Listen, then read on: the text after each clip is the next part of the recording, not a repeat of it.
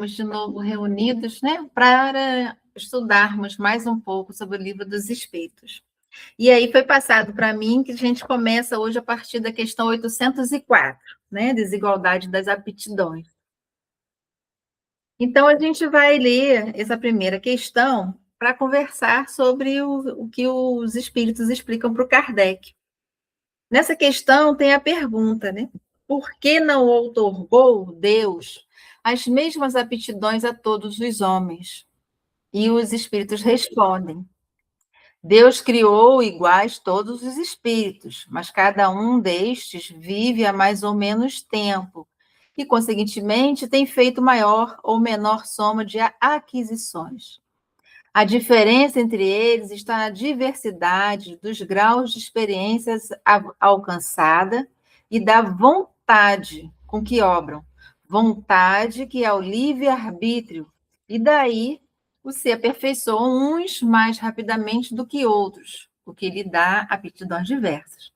Necessária é a variedade das aptidões, a fim de que cada um possa concorrer para a execução dos desígnios da providência, no limite do desenvolvimento de suas forças físicas e intelectuais. O que um não faz, fala o outro. Assim é que cada qual tem o seu papel útil a desempenhar.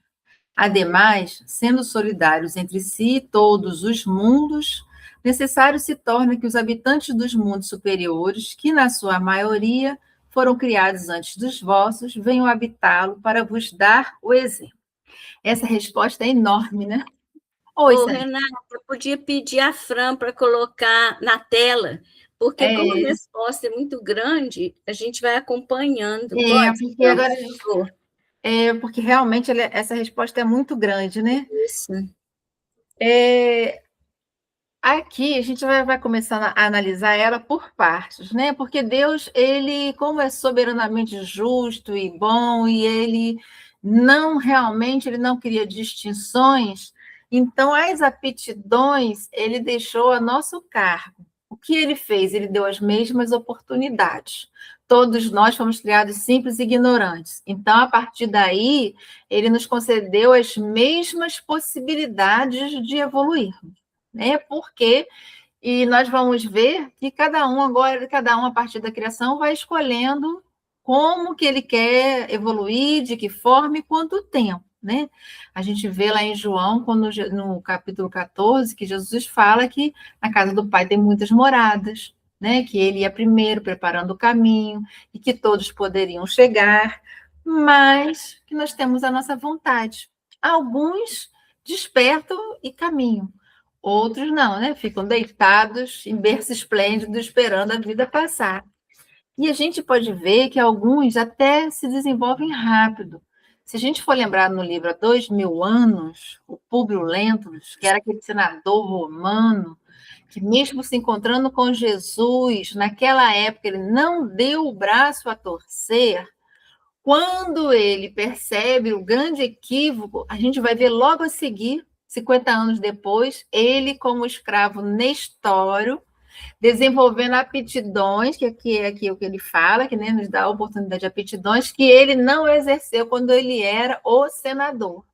Mandão, arrogante, soberbo, e como escravo ele foi desenvolver a humilhação, a submissão, a amorosidade, e foi trabalhar isso de uma forma muito rápida. E alguns de nós estão encarnados até hoje, né? Tentando ainda caminhar.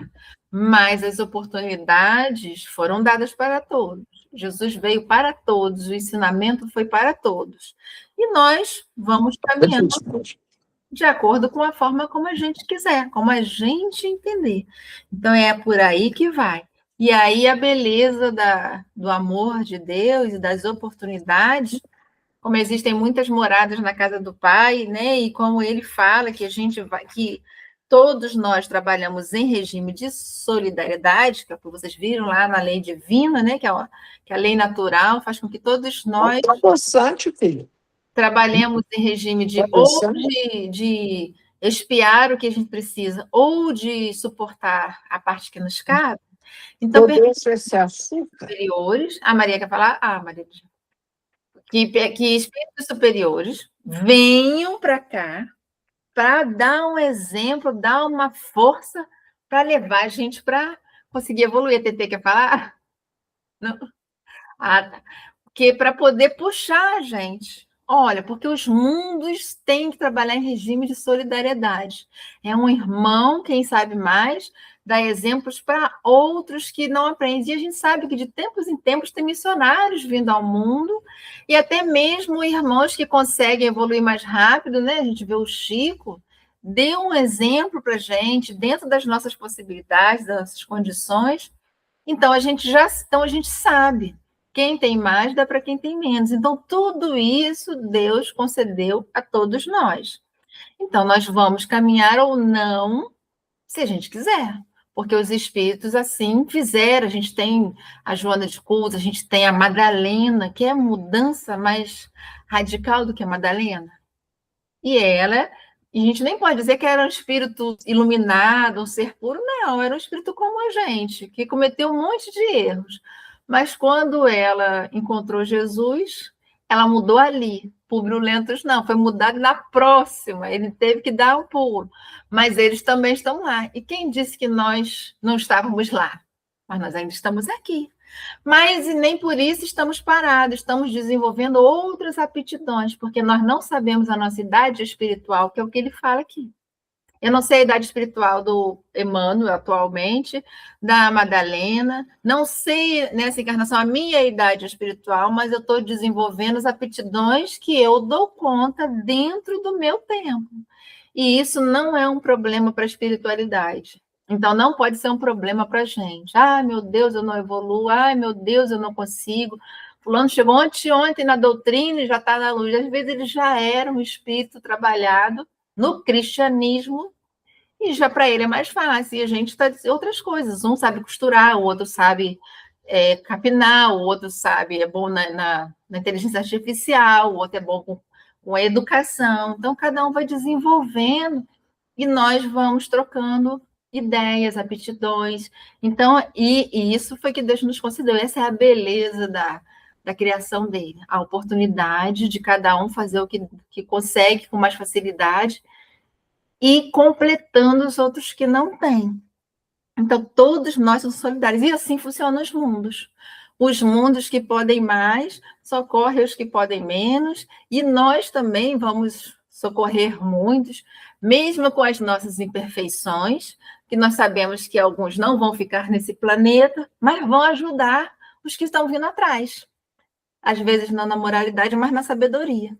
Como os primeiros, os egípcios vieram e trouxeram toda a ciência, a tecnologia, a astrologia, não era moralizado, mas eram cultos intelectualmente, na ciência, na astrologia, olha tudo que eles trouxeram. E nesse meio tempo, eles vão desenvolvendo a outra asa, que é o que essa questão fala, mas a pedra de toque é o livre-arbítrio, é a vontade. A hora que a gente cansar de ficar à toa, a gente começa a reagir. Né? A hora que a gente sente saudade dos amores porque eles já foram, a gente começa a reagir. Então, o foco principal dessa questão. Alguém quer acrescentar alguma coisa? Então, vamos para o 805. Na questão 805, Kardec vai perguntar para os espíritos: passando de um mundo superior a outro inferior, conserva o espírito integralmente as faculdades adquiridas? E os espíritos respondem sim. Já temos dito que o espírito que progrediu não retrocede. Poderá escolher, no estado de espírito livre, um invólucro mais grosseiro, ou uma posição mais precária do que as que já teve. Porém, tudo isso para lhe servir de ensinamento e ajudá-la a progredir. E aí é o comentário de Kardec. Assim, a diversidade das aptidões entre os homens não deriva da natureza íntima da sua criação, mas do grau de aperfeiçoamento a que tenham chegado os espíritos encarnados nele. Deus, portanto, não criou faculdades desiguais. Permitiu, porém, que os espíritos em graus diversos de desenvolvimento estivessem em contato, para que os mais adiantados pudessem auxiliar o progresso dos mais atrasados, e também para que os homens, necessitando uns dos outros, compreendessem a lei da caridade que os deve unir. E aí é outra sacada de Deus, né? Ele é incrível, porque ele permite que a gente observe o próximo e a gente não tenha argumentação contra ele. Ah, mas eu quebrei o dedinho, e o outro é aleijado. Ah, mas eu não tenho dinheiro. Mas o Chico, coitado, vendia o almoço para comer a janta, e aí? Né? E a gente vê. E o Jerônimo Mendonça, né? O gigante deitado. Era uma alma forte, que poderia dividir as expiações, né? Os resgates dele, algumas encarnações, mas ele pediu para quitar de uma vez que ele dava conta, e os mentores viram que ele dava conta, porque ele já era um espírito forte. E assim ele veio. Ele só falava, sentia dor 24 horas do dia, né? E não se mexia. Aí, o que a gente vai dizer? O que a gente vai explicar para a espiritualidade? Porque o corpo dele o limitava muito, mas o conhecimento que ele tinha, não. Né? O Chico era uma alma linda. A vida social não permitiu que ele estudasse, mas ele não precisou. Ele amou, porque isso, no final das contas, era que Deus quer, que a gente compreenda a caridade em qualquer situação. Então, ele tinha caridade. E o que a gente pode dizer de Jesus? Não foi um homem aleijado, né, um deficiente em algumas situações, mas ele um espírito puro, tendo que habitar um corpo totalmente grosseiro. Olha o que essa alma não teve que suportar para poder socorrer a gente mais depressa, que é o exemplo maior que ele nos deu. Então, nós temos isso. E muitos irmãos que reencarnam, se a gente for ler lá no Céu e Inferno, alguns depoimentos, eles pedem para vir limitados, porque eles sabem, têm consciência da dificuldade que é vencer os prazeres do mundo. Então, eles sabem, eles pedem, olha, eu não posso ser muito inteligente, não, porque com todos os benefícios, porque a gente vai ter que passar por todas as situações, da pobreza, da riqueza, das facilidades, e eles sabem que o perigo que é. Então, muitas vezes eles pedem, porque o que eles têm que aprender, eles conseguem com determinadas limitações. Então, eles sabem, e eles venceram. Alguns não. A gente vai ler nos espíritos medianos, na hora H, eles, por medo, falharam. E eles voltam muito tristes porque falharam. Outros conseguiram um pouquinho, mas essas limitações a gente vê nas obras do André Luiz, que todos pedem para não ter nenhuma facilidade. O que puder cortar, né, pode. Tinha uma moça no livro, não lembro se era Missionários, e vocês vão lembrar, e na época que, não sei se era Missionários Obreiros, ela vai reencarnar e ela vai ver a formação do corpo físico dela. E ela viu que ela estava bonita demais, ela, não, dá uma feiura aí, porque não vai dar certo. Você dá uma arrumada, você não pode sair arrumadinha, senão, porque ela falhou justamente por ser bonita. Então, ela não podia vir bonita demais, porque ela ia cair. Então, ela pede para mexer no corpinho dela. Então, aí eles dão uma arrumada. Então, às vezes, a gente fica com pena de um espírito materialmente com a dificuldade, mas ali é a redenção dele. E ele não está... Ele só está limitado temporariamente para desenvolver outras aptidões. Não que ele esteja passando aperto por causa disso. Para-te. Mesmo sabendo disso, é tão difícil quando a gente vê alguém limitado, né? Dá um aperto assim no coração. É muito difícil, mesmo sabendo que a gente escolhe como vem, a gente precisa passar por aquela situação, mas é muito difícil não se consternar com isso, né? É porque a gente tem dificuldade de se enxergar espírito. A gente se enxerga encarnado. Exatamente. E uma encarnação para a gente demora demais, mas para eles são algumas horas. O tempo é muito relativo, né? Mas alguns, quando reencarnam, que vêm para o esquecimento, eles têm aquela mágoazinha no coração. Não são todos que, quando chega aqui, que aí a realidade bate de frente, que dão conta, não. Às vezes eles se revoltam, dói. Nós também não ajudamos com a nossa caridade, com a nossa inclusão, porque se a humanidade tem que trabalhar em regime de solidariedade, a nossa consciência, o nosso papel, já que um tem que interagir com o outro, seria do acolhimento, para que ele não sofresse desse jeito. Por isso que a espiritualidade fala que não fazer o bem é fazer o mal. Porque eu não o protegi, eu não o defendi, e aí, nessa parte da solidão dele encarnado, ele não conseguiu. Então, eu tive a minha parcela na queda do meu irmão. E é isso que a gente tem que entender. Quando eu me omito, eu estou praticando mal, porque estava no meu papel socorrer. Mas ele está em resgate. Deixa ele lá que está resgatando. Mas se chegou perto de mim, às vezes já está no. O meu papel é socorrer ele nesse resgate. E eu não fiz e larguei ele na mão. E isso a gente tem que se olhar.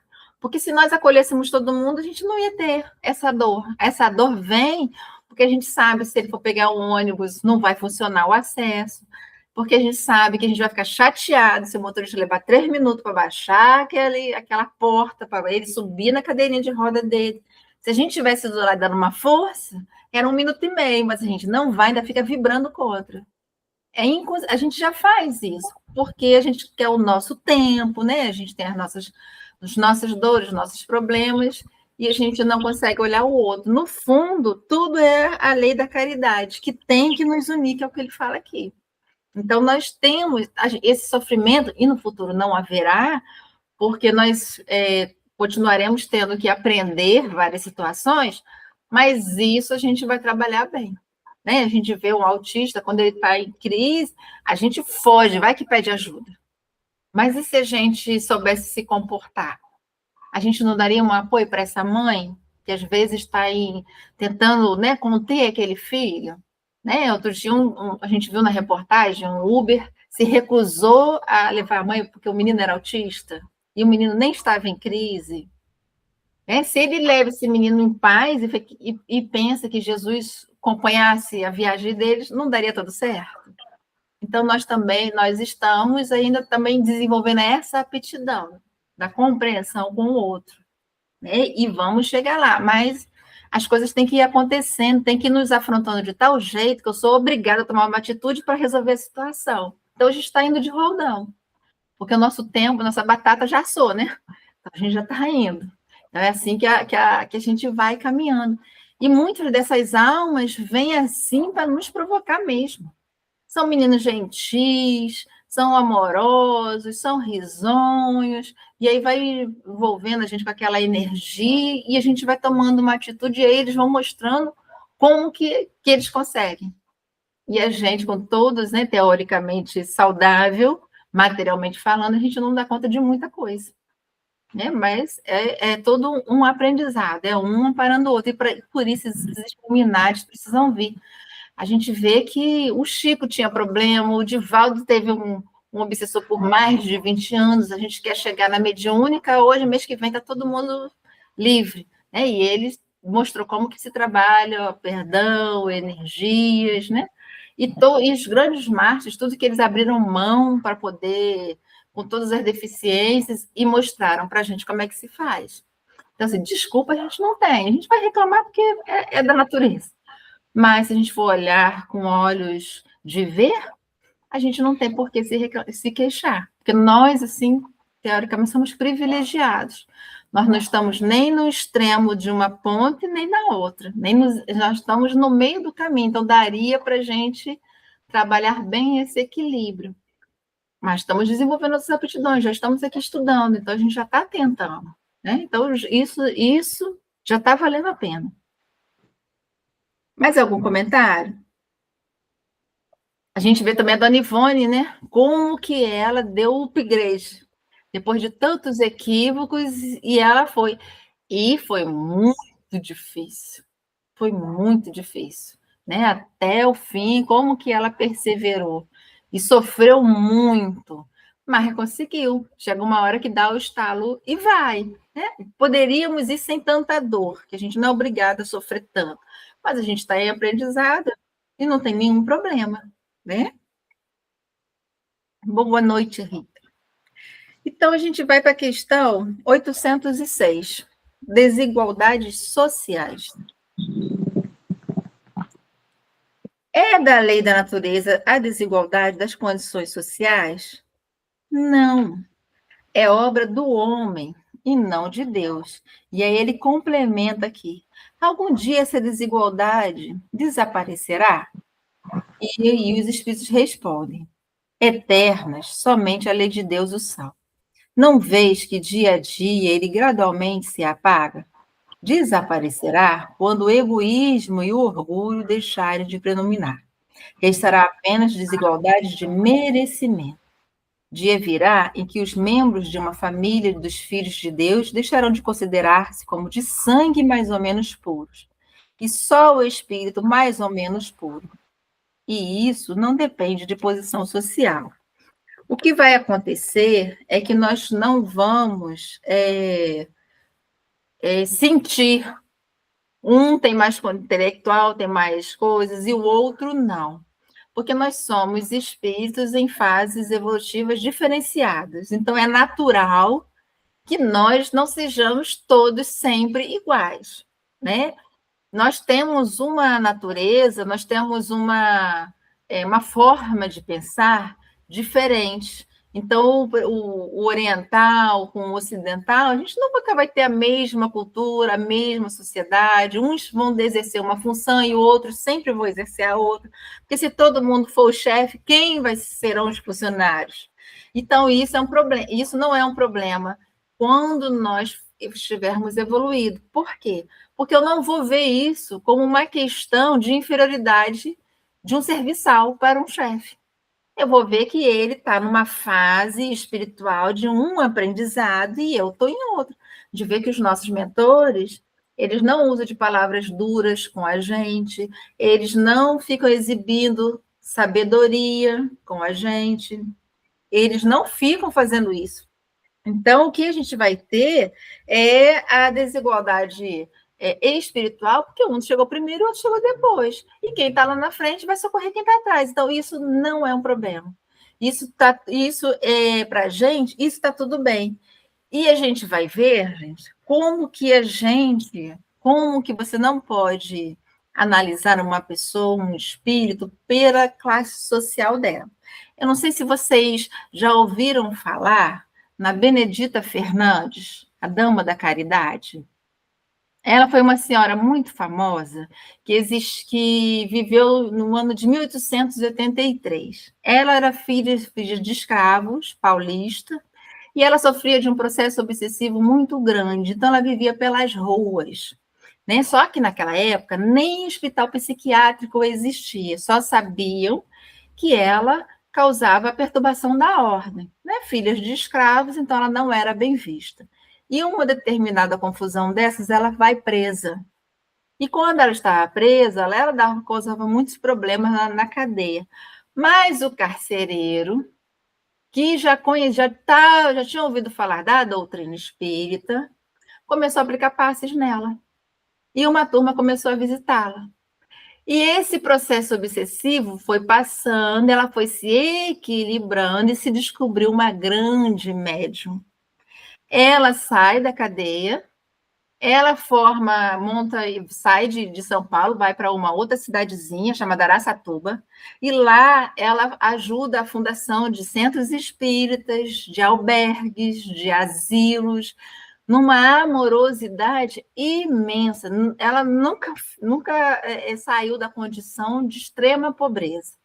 Mas na extrema pobreza dela, ela salvou muitos irmãos. Por isso ela foi conhecida. Depois vocês procurem a história dela na internet, que é muito bonita. Ela foi conhecida como a Dama da Caridade. E ela desencarnou no infarto fulminante que ela teve, acolhendo crianças, aconselhando numa noite. Então, ela desencarnou no trabalho. E ela viveu muitos anos num trabalho intenso, de amor, de carinho. Ela ajudou a fundar uma regional espírita lá em São Paulo. E ela trabalhou muito, então muitas pessoas a conhecem como a Dama da Caridade, pela história que ela teve. E o socorro desse profissional que ficou esquecido, mas olha só a solidariedade dele, a percepção dele, que ele poderia deixá-la lá, carcerada, porque não é porque nós somos espíritas que nós já somos seres iluminados. Nós estamos no esforço, né, no estudo ainda. Então, alguns de nós ainda não temos essa sensibilidade. Ela era uma época de escravidão. Ela era só uma moradora de rua, louca, jogada lá. Mas ele teve a sensibilidade de perceber que ela era obsidiada, que ela não era só a loucura que tinha ali, né? Ela não estava só fazendo um mal. E ela se transformou uma grande pessoa. Então, assim, a desigualdade social continuou, mas ela se tornou um grande espírito. Então, é isso que no futuro vai ter desigualdade espiritual, tanto nas nossas aptidões, né? Mas não no campo financeiro, isso não vai ser um problema. Não é que todo mundo vai ser rico ou todo mundo vai ser pobre, porque alguém tem que trabalhar, alguém tem que exercer as funções, mas a gente vê no plano espiritual, nosso lar, todo mundo, cada um tem a sua função e ninguém tem problema com isso. Nas reuniões da Veneranda, do Clarencio, tinha as tribunas onde quem já estudou mais podia fazer perguntas naquele dia por causa do tema e outros não. No outro dia tinha outra reunião, aí os outros podiam perguntar, porque já conheciam aquele tema e outros não, e ninguém saía magoado, nem melindrado, porque não tinha competência para aquelas atitudes. É essa consciência que nós vamos ter. A gente vai entender o que é o merecimento. Oi, Celina. E futuramente, né, quando essa desigualdade for desaparecendo, não vai ter essa diferença toda de status de profissão, de formação, não vai ter isso, né? Porque todos os trabalhos executados com dignidade serão valorizados. Exatamente, a gente vê hoje, quando os profissionais da limpeza, o dia que eles fazem greve, acaba com a vida da gente toda. E nós não damos o devido valor a essa profissão de alta importância. Nos salvam de várias doenças, de vários problemas, né, de epidemias, e nós não entendemos. E eles se expõem a doenças, alguns terminam a profissão sem olfato, de tanto lidar com aqueles cheiros intensos, e se você não tem olfato, você não tem paladar, então eles saem debilitados dessa profissão, são concursados, e nós não vemos isso, que deveríamos ver. A gente enxerga o médico, mas não enxerga eles, que têm o mesmo papel na nossa saúde pública. E é isso que nós vamos aprender. Não vamos dar valor a dinheiro, a posição social. Vamos dar valor a posições de moralização. E aí, a gente vai para a questão 807. Na 807, o Livro dos Espíritos, o Kardec vai perguntar: o que se deve pensar dos que abusam da superioridade das suas posições sociais para, em proveito próprio, oprimir os fracos? Merecem anátema. Ai deles, serão a seu turno oprimidos, renascerão numa existência em que terão de sofrer tudo o que tiverem feito sofrer os outros. Aí aqui é muito interessante porque no Religião dos Espíritos o Emmanuel vai falar sobre na Terra e no Além, uma passagem, né, sobre essa questão, e ela é muito interessante porque, e o Evangelho também fala, a gente não pensa no futuro, nós estamos lidando com pessoas. E o que eu faço com uma pessoa que tem uns descendentes, eu não estou prejudicando ela, estou prejudicando a família dela inteira. E isso vai transformar, né, num problema para mim. E toda ação gera uma reação no sentido oposto, na mesma intensidade. Então, eu vou ter que espiar o que eu falo. Quando ele fala da anátema, né, merece o anátema, merece a excomunhão, porque é total ignorância. Ele não sabe o que ele está arrumando para a vida dele. Então, a gente tem que fazer uma oração para esse povo. E não ficar com raiva, porque eles realmente não sabem aonde eles estão se enfiando. E nós também temos que tomar cuidado, porque muitas das vezes a gente não tem aquele respeito pelos nossos subordinados também. Às vezes no lar, num pequeno comércio, nós estamos exercendo sobre eles. Então, é natural que eu tenha que aprender essa aptidão da humildade, de saber obedecer. Então, se eu fiz, eu naturalmente vou ter que passar por essa situação. Desnecessariamente, se eu tivesse educação e caridade para com quem eu trabalho, respeito no exercício da função dele. Já que eu não quero fazer o que ele faz, então eu tenho que respeitar e tratá-lo muito bem.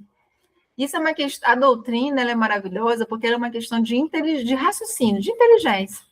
Né? Por inteligência, a gente tem que evitar arrumar confusão, né? De responder às pessoas, tratar com carinho, porque senão a gente vai ter que pegar de volta o que a gente fez. Então, é isso que ele fala, eles não sabem o que viveram, e isso é para tudo. E aí é o problema das posições sociais, das posições, quando a gente tem esse problema da riqueza, a gente vê lá a Condessa Paula, ela fala no Céu e Inferno, né? Ela foi uma mulher muito rica, né? Tem até a passagem dela no Evangelho, quem é essa dama tão distinta que sai numa charrete, seu nome nós não sabemos, é ela. Ela vence essa reencarnação. Mas ela fala que ela pediu muito a Deus, muitas encarnações, numa miséria muito profunda, para ficasse bem introjetado na alma dela. É uma das conversas maiores que tem, né, no depoimento do Céu e Inferno, para que quando ela tivesse que passar pela prova da riqueza, que todos nós temos que passar, ela fosse vitoriosa. Porque ela tinha muito medo, ela narra para Kardec, ela tinha muito medo, porque no plano espiritual, como a expansão da consciência, então ela via pessoas que não conseguiram, irmãos que não tinham conseguido, então ela tinha muito medo de não conseguir, porque ela ia vir numa riqueza extrema. E ela ia ter que viver no mundo, porque da alta sociedade ela ia ter que cumprir todos os requisitos da alta sociedade. Então, aquilo não podia subir na cabeça dela de jeito nenhum. E, graças a Deus, ela volta para o mundo, porque era uma das últimas reencarnações dela. Então, ela volta feliz, porque ela venceu a encarnação. Oi, Rita. Oi, boa noite a todos. Bom, Renata, uma das frases que eu acho mais deprimente é aquela, né? Você sabe com quem está falando?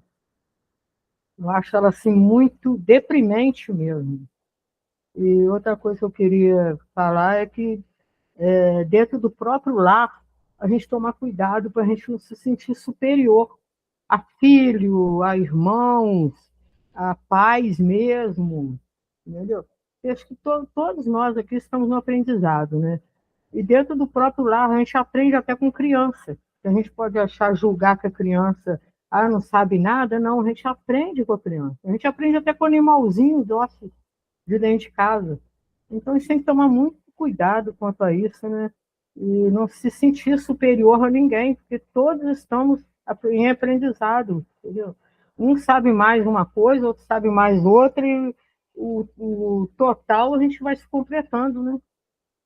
Exatamente. Não sei se vocês lembram, quem já leu o livro Grilhões Partidos, ele narra a história de uma jovenzinha, Esther, ela vai fazer o aniversário de 15 anos dela, e o obsessor, ele acopla nela de tal forma, ela já desce as escadas rolando e já vira a mão, dá uma bolacha na cara do pai dela, e dali ela já vai para um sanatório, e é onde começa toda a história. Ela sofre muito, ela perde todos os dentes, porque ela apanha muito, raspa a cabeça dela, porque ela fica totalmente subjugada, e quando ela dorme em espírito, ela chora, ela pede ajuda, e aí o doutor Bezerra que vai trabalhar neste caso. O pai dela, que era um grande general, né, de Copacabana, já na reserva, mas na guerra, esse obsessor era um soldado que era o arrimo de família. Então, ele tinha uma mãezinha e uma irmã que moravam no interior da Bahia, e o salário dele ia para as duas. Então, ele pede para esse general que, por favor, se ele morresse, que cuidasse da família dele. Ele deixa o nome e tudo, né? E esse general distrata ele com um desdém horrível. Sabe que ele vai morrer e manda ele assim mesmo, e assim ele morre. Ele fica anos no campo de batalha, em espírito, mas a mãe e a irmã que teve que se prostituir, a mãe virar lavadeira, choram tanto e evocam ele. Quando ele é evocado pela família, que ele dá de cara com tudo que aconteceu, ele vai atrás desse general. E aí ele pega a menina porque existe um vínculo de passado com essa menina. Por isso que a energia dos dois casou. Então, e o livro é um trabalho desse arrogante, dele poder, porque era a filha primogênita, a única filha amada, e assim, virou uma vergonha, porque foi bem na hora do baile de 15 anos, apresentar para a sociedade, ela fez tudo aquilo, e eles sofrem muito, então começa o processo de evangelho no lar, de tratamento, né? E na época as mediúnicas eram dentro de casa, então ele conversa com esse espírito. É um livro que eu não vou contar o final, porque vocês vão ler, Grilhões Partidos. E sim, é muito interessante, porque vai mostrando o que acontece. O Evangelho fala, cuidado quando você tem subordinados sob o seu comando, são espíritos, eles têm sentimentos, vai repercutir na alma dele. Ele fala do pai, né, que gosta de falar aqui em casa, aqui que eu mando e sou respeitado, esquece de dizer que sou odiado também.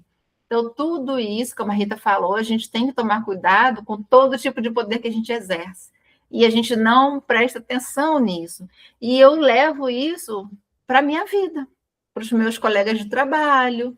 Eu levo isso se eu passar num concurso, eu já olho o menino que entrega o cafezinho diferente, não tenho o mesmo respeito por ele que eu tenho pelo meu chefe. Então, a gente tem que tomar cuidado, porque a gente tem que aprender a amar a todos como nossos irmãos.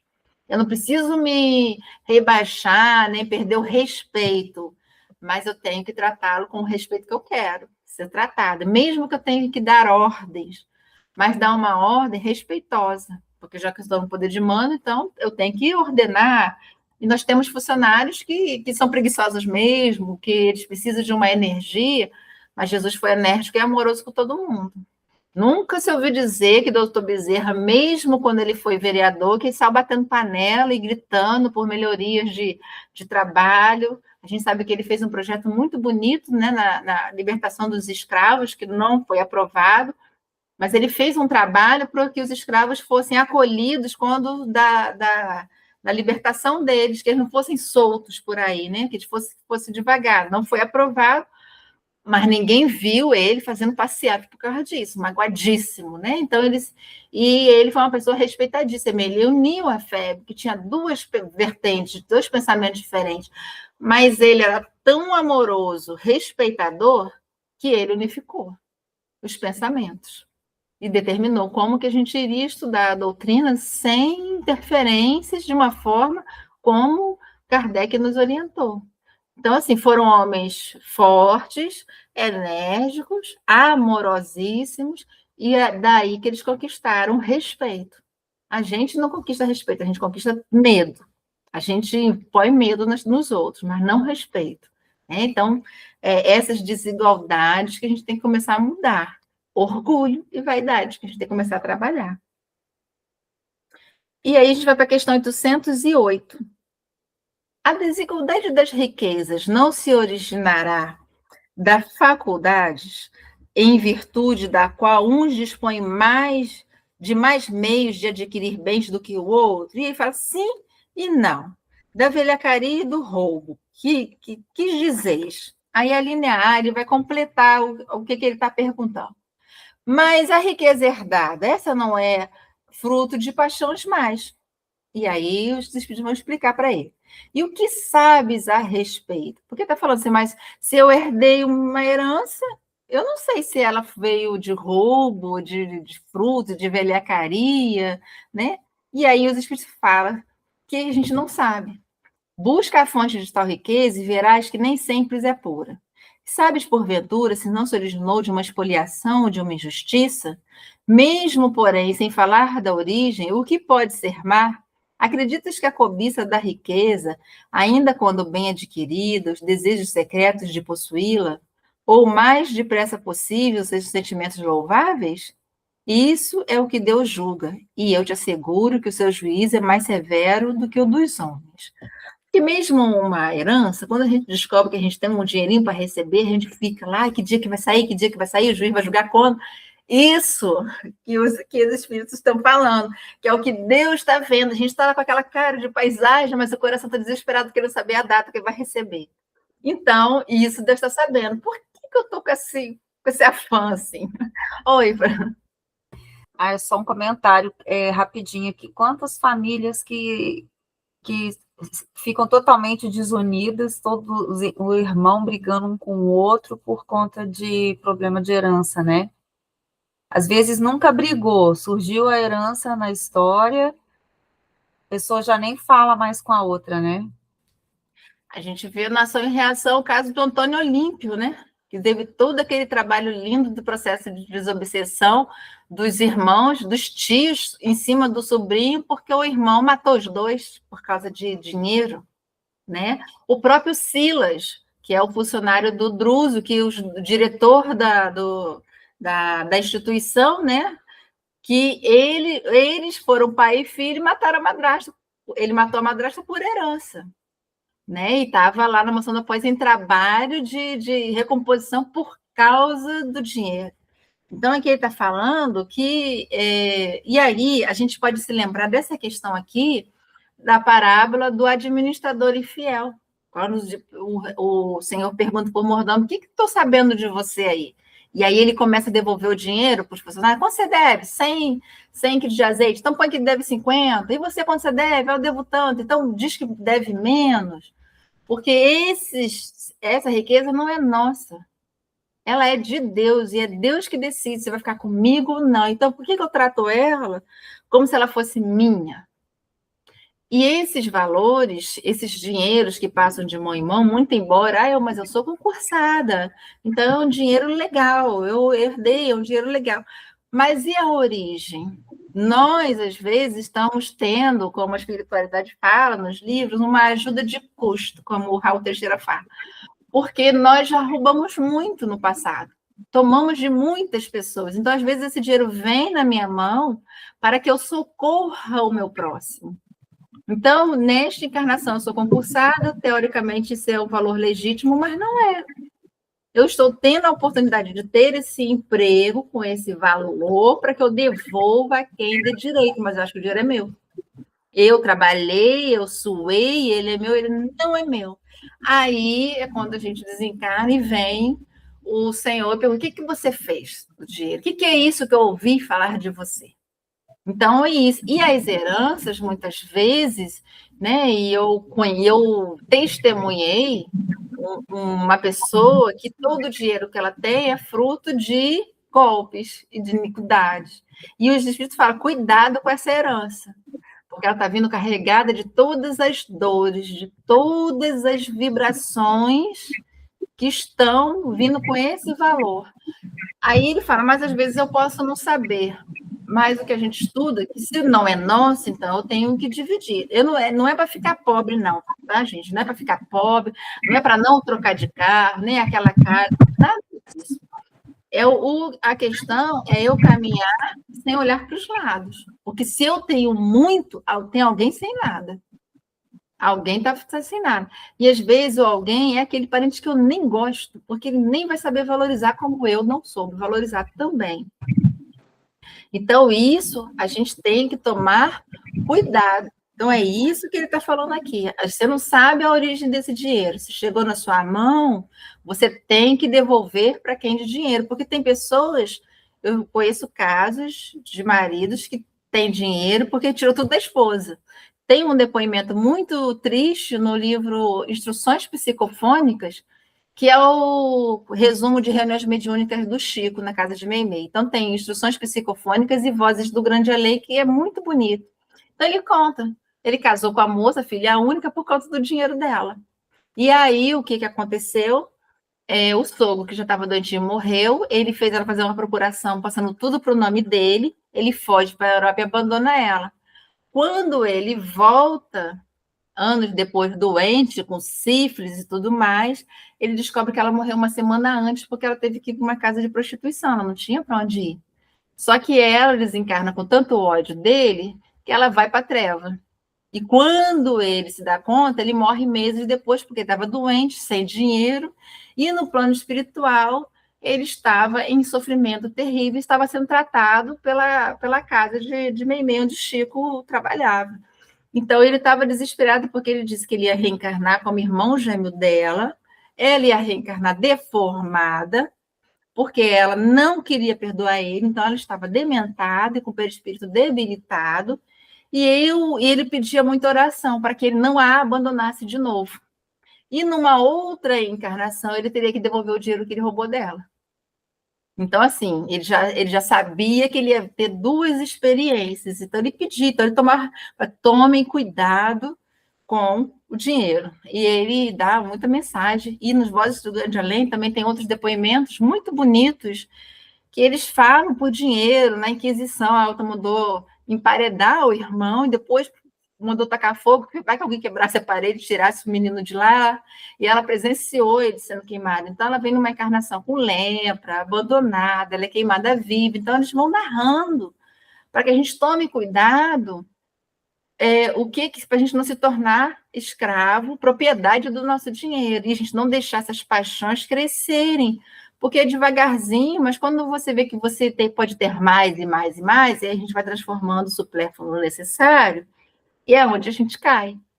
E, às vezes, a gente não fala isso para as pessoas. As pessoas não vê calma, tranquila, sorridente, né? Dá uma mesadinha para um, para outro, mas a gente está escondendo a pessoa que a gente é, e Deus sabe, e Deus está vendo. Então, olha isso que ele está falando. Então, a gente tem que tomar muito cuidado com esses valores que a gente recebe de uma vezada só. Vamos ficar espertos, porque não está vindo de graça. Esse dinheiro não está puro. E Jesus fala, granjeai amigo com as riquezas da iniquidade, tá? Que está lá em Lucas, nessa parábola, né? Porque esses valores não são nossos.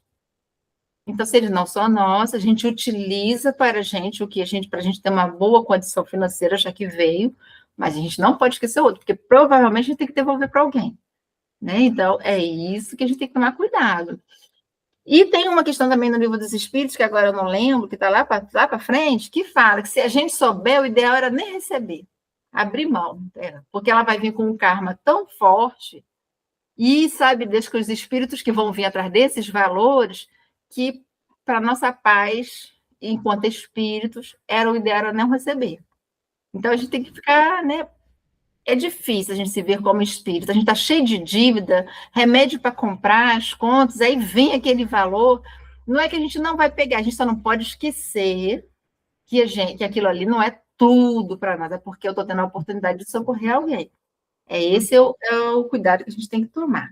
E ainda mais considerando, né, só para complementar, Renata, rapidinho, considerando assim a origem, né, do dinheiro, da forma como aconteceu aqui no nosso país, né, de forma, assim, principalmente aqui, né, como que as coisas começaram lá para trás a acontecer, é muito difícil que esses grandes valores venham de uma, né, nessa cadeia aí que vai passando de um para o outro, de uma forma, assim, 100% nobre, né?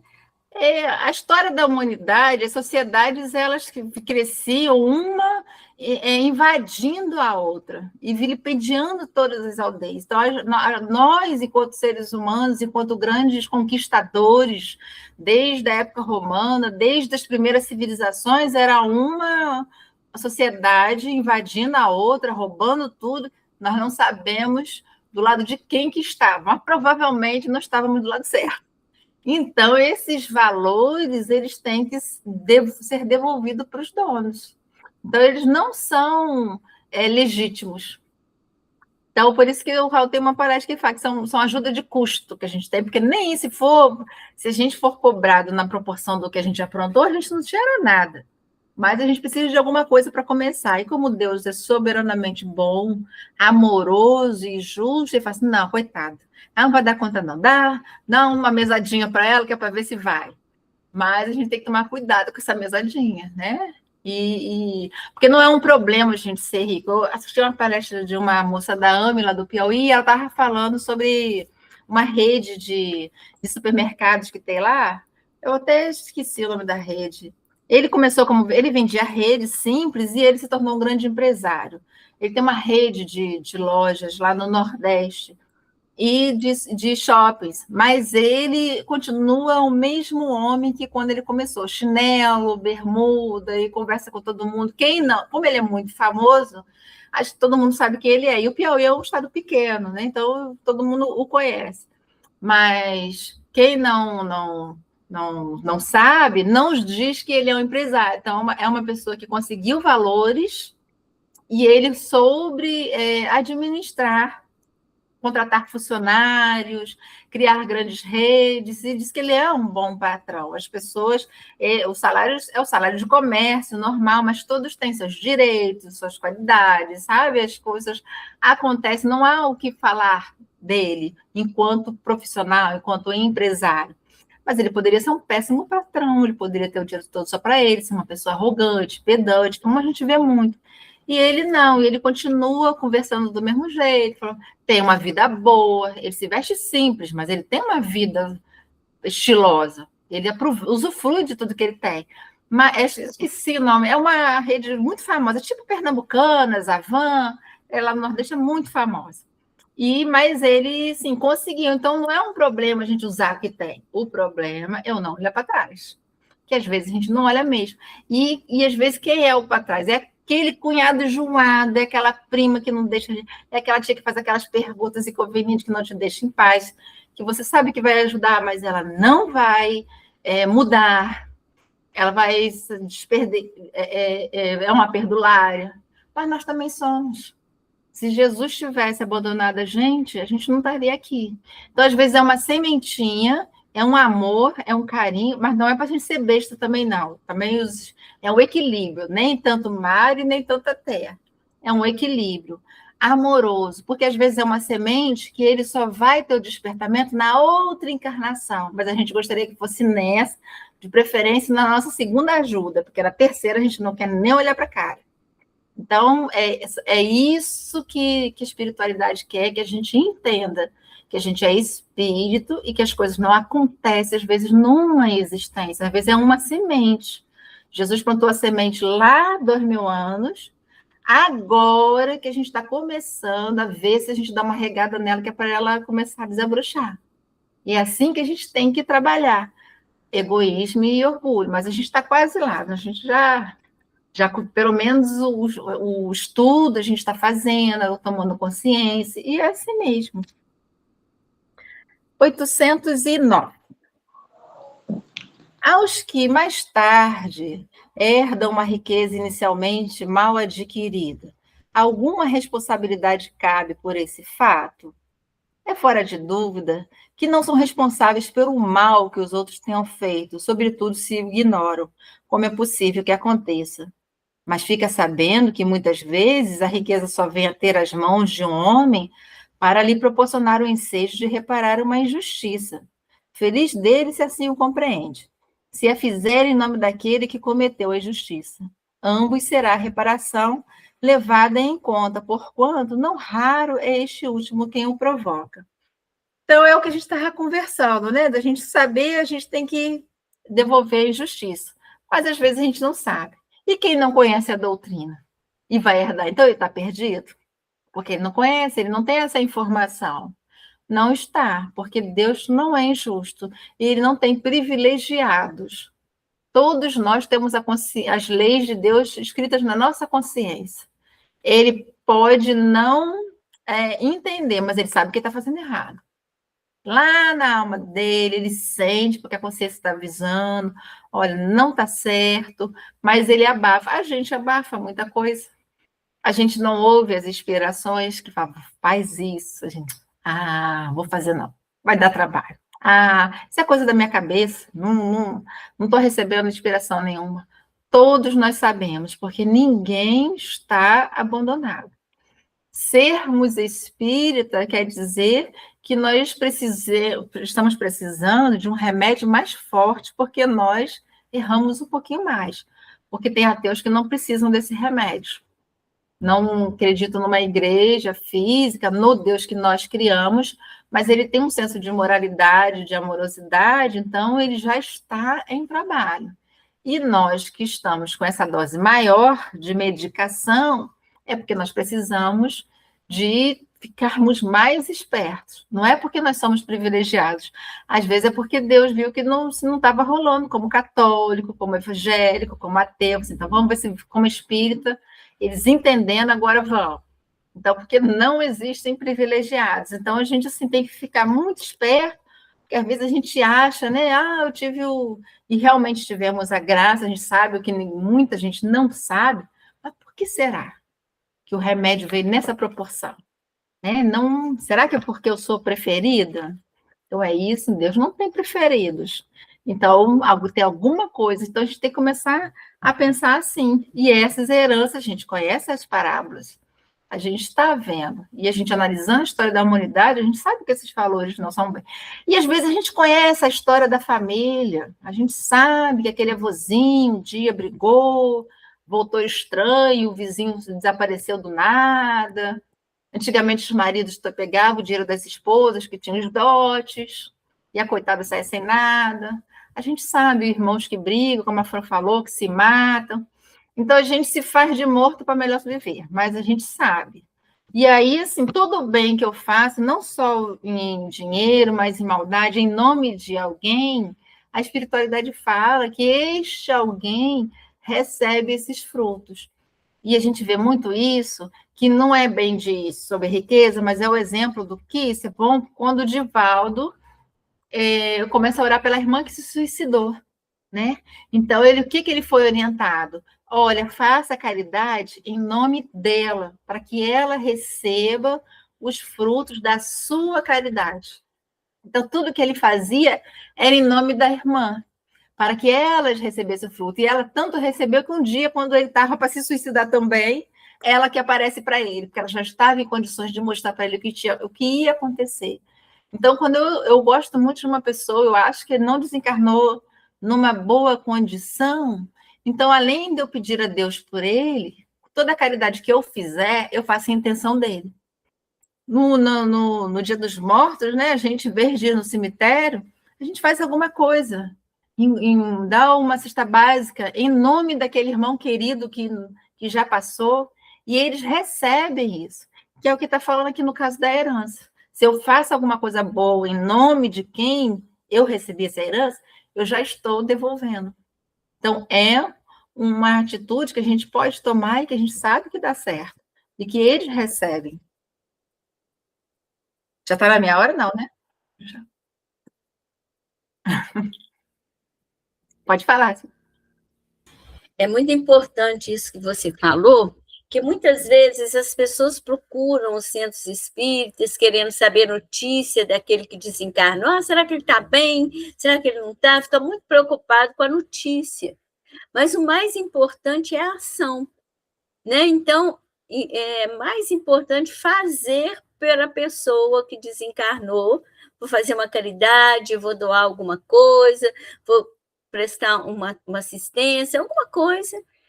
É mais importante do que ficar querendo saber notícia, né? Pois é, e a gente nem sabe que condições está aquele irmão, né? Porque a gente tem certeza que o nosso parente virou anjo, mas às vezes não. Às vezes está numa situação tão delicada e isso os socorre imensamente.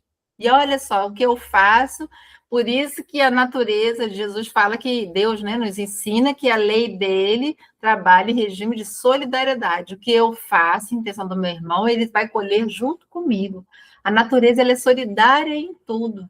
E são nessas coisinhas que a gente tem que observar para o bem e para o mal. Então, o nosso objetivo é fazer o bem até por inteligência, porque amanhã, que quando o administrador infiel descobre que ele pisou na bola e que o chefe já descobriu, ele fala, o que eu vou fazer? Trabalhar, cavar eu não posso, mendigar eu tenho vergonha. Então, por isso que ele só começa a agir com honestidade com os devedores do Senhor, para que quando ele precisasse, ele fosse posto para fora, ele fosse recolhido em alguma casa dos tabernáculos eternos que ele fala. Então, até por inteligência, para que eu tenha amigos que me socorram, eu tenho que ser honesto. Eu tenho que fazer o bem, porque assim, não, Renata é enjoada, mas na hora que eu precisei, ela me ajudou. vou dar essa colher de chá para ela. Então, a gente deveria entender a lógica de Deus para que a gente deixasse de sofrer. Então, é isso que ele está falando aqui. Já está no meu horário, Sarinha? Já deu 8, o meu relógio já deu 8h30. Você ainda tem 4 minutos. Então, tá. Então, vamos a 810. Sem quebra da legalidade, quem quer que seja, sem quebra da legalidade, quem quer que seja, pode dispor de seus bens de modo mais ou menos equitativo. Aquele que assim proceder será responsável, depois das mortes, pelas disposições que haja tomado? E os espíritos respondem: toda ação produz os seus frutos. Doces são as boas ações, amargos sempre os das outras. Sempre entendei o bem. Aqui está falando assim, se eu souber, se eu fizer um testamento, por exemplo, e deixar determinado bem para resolver isso, aquilo outro, e o restante para minha família, eu vou responder por isso, porque e vai que eu escondo tudo. Como a gente já ouviu da própria depoimento de um espírito, que ele escondia tudo numa gaveta falsa do escritório, e a esposa era a madrasta dos meninos. E eles, meninos, quando ele desencarna, ele entra num desespero terrível, porque eles iam jogar a madrasta fora. E aí, ele, em sonho, ele pede muita espiritualidade, mas ela também tinha merecimento, que num sonho, ele ensinou ela onde ficava a gaveta falsa, porque ele já tinha colocado os documentos todos no nome dela. Mas com medo dela pegar tudo e abandonar ele não contou. Só que também não contava que ele ia morrer antes de contar a verdade para ela. E aí, mas ela passa um sufoco danado. E aí, quando ela acorda desse sonho, ela vai lá e descobre. E nós temos um amigo aqui na casa que ele é médico, e ele trabalha mediúnico, e ele disse que numa noite ele estava fazendo a ressuscitação de um paciente, e ele viu o espírito pedindo para ele que, por favor, salvasse o corpo dele, porque ele tinha que contar para a família aonde que ele tinha escondido os documentos da casa, da conta bancária, que ele levantou o assoalho do corredor e enterrou lá e fechou. Então, ninguém ia saber. Então, ele falou que ele ficou mais tempo que o normal fazendo a ressuscitação, porque ele estava ouvindo o espírito falar, pelo amor de Deus, não me deixa aí, não me deixa aí, não me deixa aí. Ele conseguiu. E aí ele volta, ele não se lembrava, mas ele pediu para ligar para a família para contar. E aí ele liga, ele conta, acharam. Depois que ele teve a notícia de que a irmã tinha achado, aí ele desencarnou. Então, assim, nós somos responsáveis, sim. E por quê? Aí, se a gente tem a vontade, quando eu morrer, eu quero deixar tal bem para fulano, por que eu não faço isso de uma vez? Porque quem disse que a gente sabe o dia que a gente vai morrer? E a gente responde pelo que a gente fez, porque o dinheiro era nosso. Olha como é que a gente vai ficar em desespero total do lado de lá. Sem poder, porque não é todo mundo que tem o merecimento de contar ou de receber um aviso. E se eu arrebento com a vida dos meus filhos porque eu não fiz, porque eu não contei, por egoísmo de um dinheiro que não era meu? Então, a gente responde também. Então, se tem alguma coisa que eu quero deixar para alguém, vamos deixá-lo de uma vez, para que a gente não passe esse sufoco. Porque para morrer basta estar vivo. A gente não tem outro requisito. Né? E é a única coisa certa nessa vida. Então, é isso que ele está falando. Se a gente sabe, orienta bem, está tudo certo. Mas se a gente deixa a desejar, isso vai repercutir na nossa economia espiritual. E, olha, o que tem de almas em sofrimento por conta disso, não está no gibi. Algum comentário? Então, agora eu fechei os 4 minutos, né? E aí a gente encerrou na questão de 610.